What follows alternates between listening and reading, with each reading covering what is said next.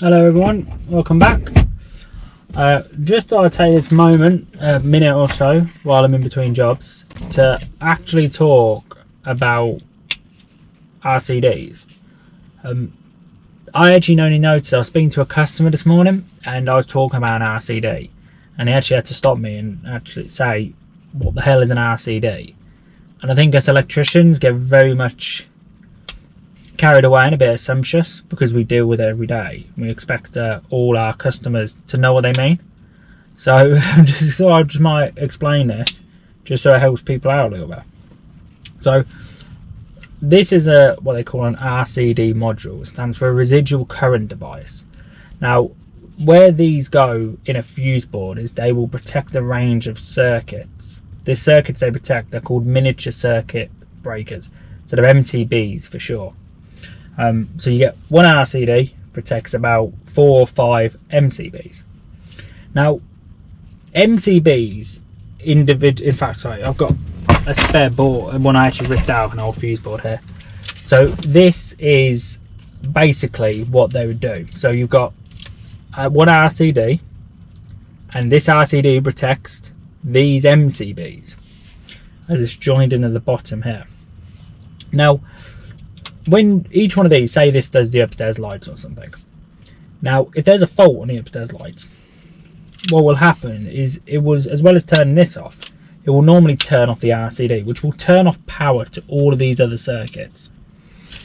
Now, the reason for RCDs is to protect against electric shock, potential death, and potential fires. That's what they do. So they quickly turn off just to protect you. It makes the assumption that when it detects like an irregularity in the flow of electricity, it assumes you might be holding onto a cable. So it turns off to protect you because you can be making up the fault path. And that's what they do. I mean, in order to meet compliance, I think the maximum, basically these trip, an average one of these will trip in like 20 milliseconds or something like that. They're very, very quickly. But trust me, I've had a few dozen electric shocks over my career, and 20 milliseconds is more than enough time to be holding on to live electrics because it does hurt. And the problem is with electric shock is your muscles actually enjoy it. The muscles actually start contracting. Well, I don't know if they enjoy it, but it stimulates them enough that they can't actually let go. So yeah, that's what an RCD does. Now, you may see there's a test burn here, this little block. Now, what you're meant to do, you as the homeowner, is every 6 months, you're meant to press that button and manually force a trip. Now, that manual force of a trip ensures that the internal mechanisms of this are kept functioning correctly. So, if they've got like a spring in the back, and if this isn't pressed regularly, it means it could seize up, which means when you actually need it to operate, it may not. It may actually fail. We actually went to a house a couple of years ago now that had been, a new fuse board had been installed 5 years prior, and because the electrician didn't actually show the customer how to operate the test button, they never got tested, and we actually went there and we failed them. The modules actually failed straight away, just because when we went to come and press the button, it wouldn't operate. When we did our electrical test across it, it was the trip time, it just wouldn't trip at all. So yeah, you got to make sure you're testing these regularly. We normally say whenever you go around to test your smoke alarms, go around and just test this little button. You'll just, all it do is you'll turn it off, it'll turn power off to the MCBs protected by it, and then you can just reset it. And then that may help us lead on to another point, which is this is what we call an RCBO. Now, unlike traditional boards where you've got one RCD and 4 or 5 MCBs, what this is every single MCB has its own RCD built in. So instead of having 4 or 5 MCBs, you'd have 4 or 5 of these instead.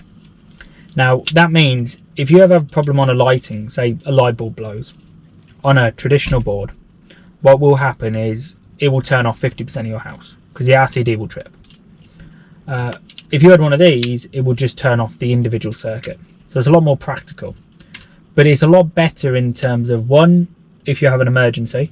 So if you have say you drill through a wall and hear a cable and this turns off, it's a lot easier to cope with just the loss of a few sockets in your house and wait till Monday to get an electrician out there than it is if you lose 50% of your house and you have to call an out of hours or emergency electrician, because it's just more impractical. But the biggest reason we actually only fit RCBO boards now unless the property's been rewired. Till we know everything's brand new, we will not fit a traditional dual RCD board anymore. And the main reason is a thing called overload. So on these, every module, MCB, RCD, whatever it is, has a rating. So this one here, if you can see, that says 80 amps, 80A. It's 80 amps. That means it can take a maximum of 80 amps flowing through it. If it detects anything more than 80 amps trying to be pulled, it will turn off as a precautionary measure. Okay. Now, on traditional boards, these MCBs have a rating as well. So where they say B32 or B6, that's the maximum ampage of these breakers. Now this, I'm going to oversimplify this because there's a lot of electricians out there that know the truth, but without getting so detailed explaining it to the customers, we'll explain like this. If you had 32, 32, 32, that's 96, yeah? You've exceeded 80 amps. Straight away, done. And that's the problem you get.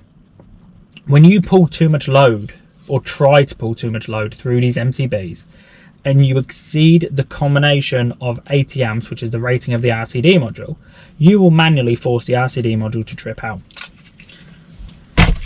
So it's a bit of a nuisance, really, because with more and more electrical devices being connected into homes, it's getting easier and easier to exceed RCD modules. So if you think of an electric vehicle charger, that's 32 amps. If you think of an electric shower, that's 32 or 40 amps. Electric cooker, 32 or 40 amps. You plug in enough 13 amp appliances on the sockets, boom, you've quickly exceeded it. Fridge freezer turns on, washing machine goes on, dishwasher goes on, you very quickly can exceed the load. So that's why we fit these, because it just means the rating's a lot higher. So you've got a less chance of an overload issue occurring because one circuit has one RCD. One circuit has one RCD, one circuit has one RCD, and you just go all the way through the board. But yeah, my personal opinion is we'll eventually move to these being mandatory. At the moment, if we fit a new fuse board for you, the bare minimum the industry suggests is a dual RCD board, unless you've got exterminating circumstances where RCD protection is not required. We personally just fit these everywhere now. The cost of these are coming down quicker and quicker. Eventually, these will be cheaper than most parts out there. So yeah, they're coming down very, very rapidly. I think these now, to fit a fuse board of RCBOs with some of the brands we fit, are only about 20-25% more expensive than a dual RCD board. And over the next 5 years, they'll probably phase out the dual RCDs and RCD modules for RCBOs. So yeah, it's a quick little video just to say that's what an RCD is, or an RCBO, and just so you're aware of it. But what I will say is make sure you're testing them. What you want to do is you want to get an electrician out to your property every 5 years at least to have the property fully tested. They call in EICR, which is an electrical installation condition report. When he will actually, they, don't want to be one of them, they will fully test the entire circuit, the entire RCD module, using an actual test kit where they will unscrew the cover and they will manually test the RCD and then work out if it meets compliant test results. So it needs to trip out on a certain parameter to meet compliance. But what you need to do is you need to be testing that burn every 6 months at least. Just pressing it, make sure it trips out. Now, sometimes if it's an old RCD and it's not tripped for a little while and you press the burn and it does nothing, don't get paranoid or cautious. Physically push down the trip switch, push up the trip switch, and then try pressing the test burn again. Okay, sometimes it does just seize up a little bit, particularly with older brands. A little bit of dust gets in it, so debris, something like that. So if you physically force it a little bit, then press the burn, then it should operate correctly.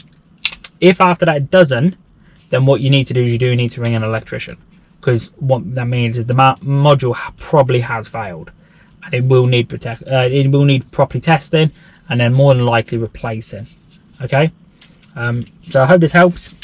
As always, if you like this type of content and stuff, like and subscribe. as it helps our channel grow, reach more people, make people more aware of electrical safety.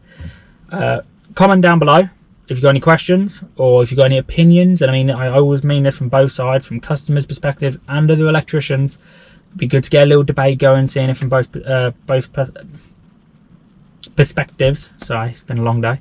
And yeah, and then somewhere probably, if I remember, there will be a link to another video. If not, look to the side of YouTube. It's probably going to be a link to one of our videos then. But yeah, all the best. Catch you later.